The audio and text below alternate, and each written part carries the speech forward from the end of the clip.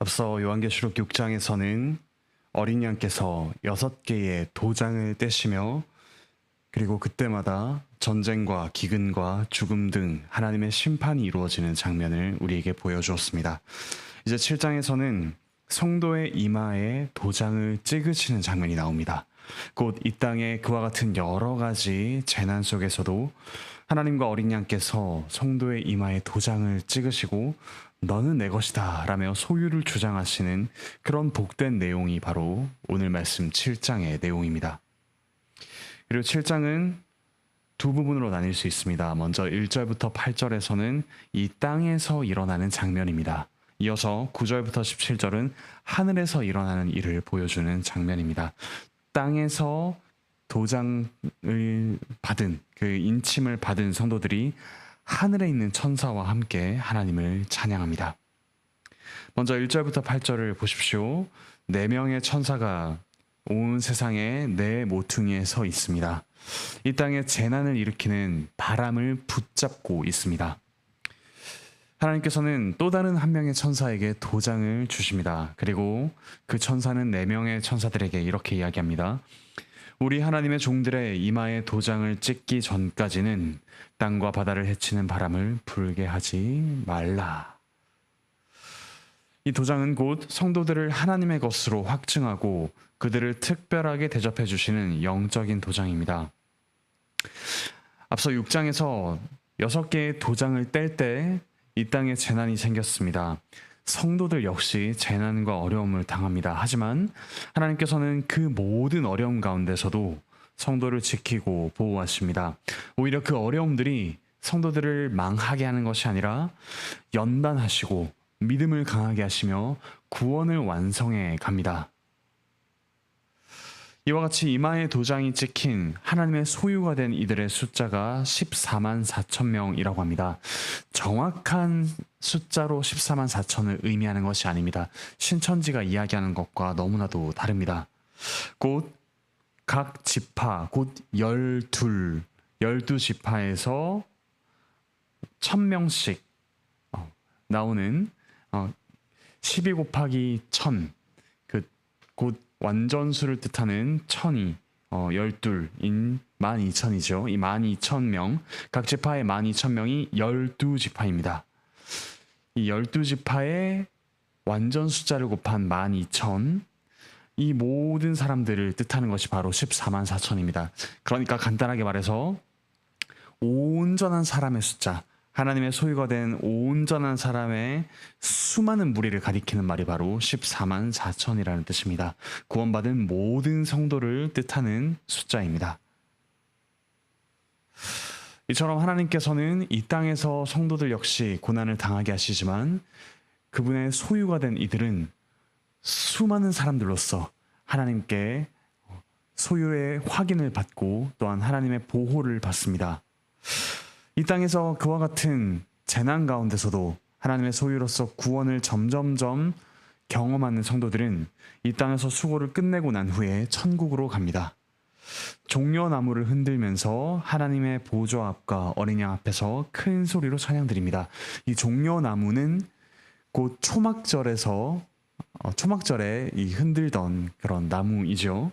즉 하나님께서 우리 가운데 함께 하시고 우리가 하나님의 임재 가운데 그 광야 생활을 했다라고 이스라엘 백성들이 기념하던 날입니다. 그런데 이제는 이 땅에서의 집에서 벗어나 하늘의 영원한 집, 하나님과 함께하는 영원한 집에 거하는 것을 찬양하며 이제 종려나무를 흔듭니다. 이들은 땅의 환난에서 빠져나온 자로서 하나님을 천사들과 함께 이렇게 찬양하죠. 아멘. 찬송과 영광과 지혜와 감사와 존귀와 능력과 힘이 우리 하나님께 세세토록 있을지어다. 앞서 성부 하나님과 그리고 어린 양을 찬양한 내용과 유사합니다. 우리 역시 이 땅에서부터 하나님을 찬양하며 나아갑니다. 그런데 이 땅에서의 모든 수고를 마치면 14만 4천, 즉 온전한 사람들의 그 무리 가운데서 함께 하나님을 영원토록 기뻐 찬양하게 됩니다. 영원한 기계적인 성가대가 된다는 뜻이 아닙니다. 하나님의 놀라운 구원을 그 어느 때보다 더욱더 풍성하게 알기 때문에 우리를 구원하신 하나님을 기뻐하며 찬양하게 된다는 뜻입니다.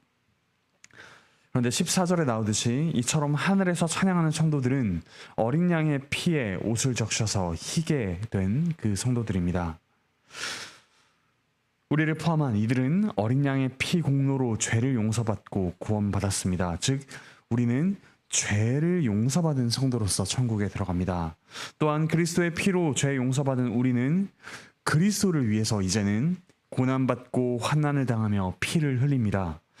고난이 성도를 흰옷처럼 순결하게 합니다. 이와 같이 그리스도께서 우리의 죄를 용서하기 위해 흘리신 피와 우리가 그 그리스도를 위해서 받는 고난, 그 고난으로 인한 피는 하나로 연결되어 있습니다. 그리스도의 피와 우리의 피가 연결되어 있는 것을 볼 수가 있죠. 우리를 위하시는 그리스도, 그리고 그리스도를 위하는 우리는 이처럼 단단하게 그리고 아주 밀접하게 묶여 있습니다. 그리고 하나님께서 장막을 치신다고 합니다. 이제 우리는 이 눈물 골짜기 같은 이 땅에서 벗어나 영원히 하나님 안에서 살아가는 큰 복을 누립니다. 하늘의 성전 안에 있는 하나님의 보좌 앞에서 밤낮 하나님을 섬깁니다. 그리고 이처럼 하늘에서 예배하는 성도는 줄이지도 않고 해나 뜨거운 것으로부터 피해를 받지도 않습니다. 우리의 목자이신 그리스도께서 생명수 샘으로 인도하십니다. 우리 눈에서 눈물을 씻겨 주실 것입니다. 그런데 참 놀라운 사실은 17절에 나오듯이 우리의 목자가 누구라고 합니까? 어린 양이 목자입니다. 어린 양을 이끌어야 할 그 목자가 바로 우리를 위해 죽임당하신 어린 양이십니다. 그분은 우리를 위해 자기의 목숨을 내어주는 어린 양, 그 어린 양이시라는 사실은 곧 우리를 위해 목숨을 내어주는 목자라는 뜻입니다. 양들을 이용하는 목자가 아니라 양들을 위해 목숨을 버리는 참된 목자, 그분이 우리와 영원히 함께 사실 것입니다. 그러므로 사랑하는 형제자매 여러분, 이 땅에서 당하는 여러 가지 환난과 또 고난이 있을 것입니다. 하지만 그 가운데서 우리가 낙심하고 좌절하며 이 땅의 사회의 삶이 끝인 것처럼 사는 것이 아니라 하나님께서 우리와 영원히 함께 하시며 이 모든 눈물을 닦아주시고 우리를 구원하신 그 놀라운 은혜를 정말 기쁘게 찬양할 날이 반드시 있으리라는 소망을 가집시다. 그리고 그와 같은 기쁜 날이 우리의 영원한 일상이 되리라는 사실을 믿으며 우리보다 앞서 환난을 당하신 그리스도를 바라봅시다. 그분의 피로 인해 우리의 옷이 깨끗하게 됩니다. 우리가 죄 없이 하나님을 찬양하는 거룩한 자들이 됩니다. 그러므로 우리가 이 땅에서 당하는 모든 고난, 그리스도를 위해 흘리는 모든 피는 우리가 참으로 구원받았음을 확인할 수 있는 아주 생생한 구원의 경험입니다.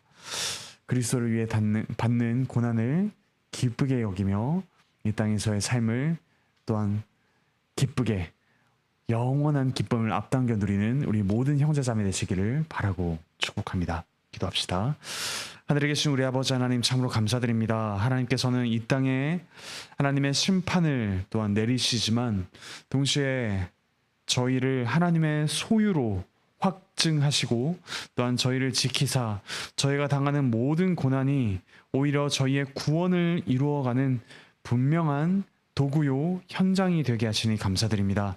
저희를 위해 먼저 피를 흘리신 그리스도를 위해 저희가 이 땅에서 피 흘리기까지 죄와 싸우며 또 환난과 고난을 인내로써 감당합니다.